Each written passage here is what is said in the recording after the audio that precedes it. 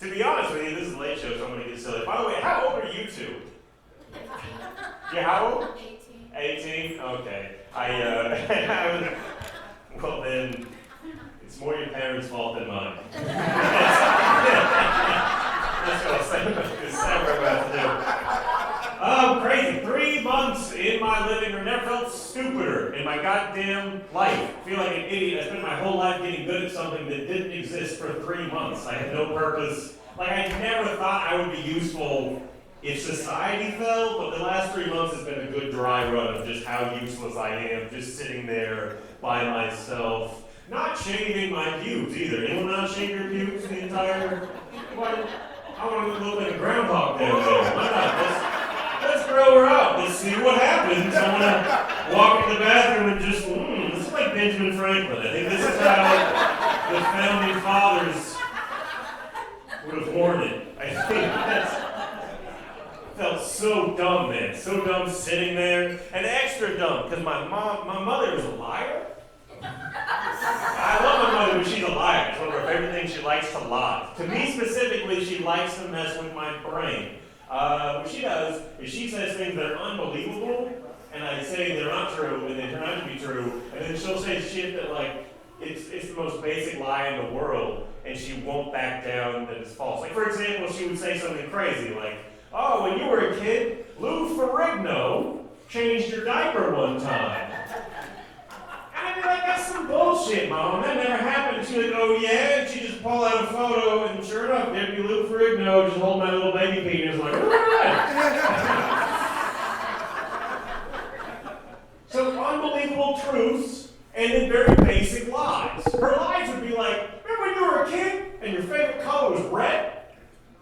No, I was there. My favorite color was green. Why would you lie about that? She's like, I'm pretty sure it was red. It's like, well, I guess neither of us can win. I hate this.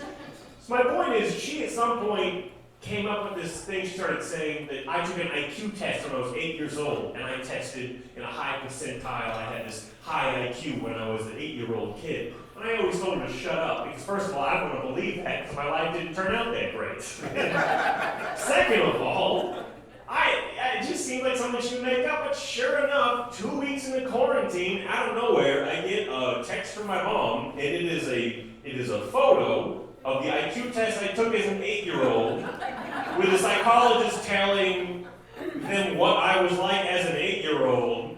Sure enough, I had an IQ that was higher than normal. But you know how my mom said that to me? She wrote, "Look how smart you used to be." Oh. Look how much potential you used to have, Travis. You probably could have solved coronavirus if you tried. You piece of shit. It's your fault, really. What makes me feel better is my college roommate moved in with me when this all happened, because she went to graduate school, got a PhD in chemistry, and then couldn't find a job because quarantine started and no one was hiring. So now she's crashing on my futon until it's all over. And boy, does that make me feel a lot better. To be able to walk into my living room like, good morning, Dr. Futon.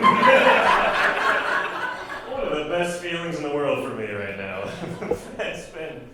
It's just been such a weird, I watch a lot of apocalyptic movies. I watch Doomsday Preppers too, the old show Doomsday Preppers. Never when I watched that did I think they were onto something. You know what I mean?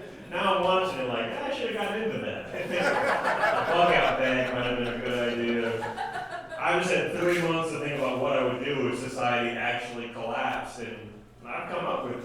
If I were to go in my kitchen and open the window and I saw an explosion, mushroom cloud in the distance, I wouldn't like go get a gun. I wouldn't try to fortify a grocery store.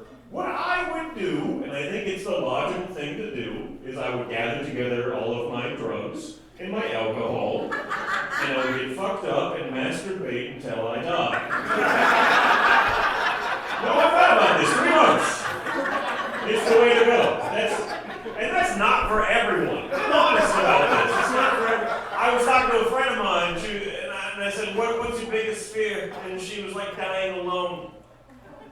I was like, mine's bears. If bears is your biggest fear, masturbating until you die is not a bad way to go. That's all I'm saying. It's just, it makes a little bit of sense. Because I don't want to leave my apartment when all that shit goes down. I've watched the movies. There's always people out there. They're all trying to get you. People are panicking. Oh, that's how the movies make you think it's going to happen. In the movies, I would leave my apartment, and before I even made it to the stairs of my apartment building, some strange man would jump, and we'd have to fight to the death. I never fought anyone to the death. I barely fight. I'm not a good fighter. All my fights are me getting punched in the head once, and some big guy next to me saying, "That dude just punched you." Like, I'm gonna have to fight. I'm gonna fight some man to the death. What if I win? What if I win? I beat the man, and then every movie, you know what happens? His son's head pops out around the corner like, "Papa? Oh, no. Now I gotta kill his kid." No, I've seen the movie. I know when the kid grows up, he gets strong, he snaps my neck. No, I'm staying in my apartment. I'm not fighting anyone. I'm not killing children. I'm going to stay in my apartment and masturbate until I die. Because then even if anyone comes after you, what are they going to do? Like kick down the door like, "Ah, ooh, you're busy."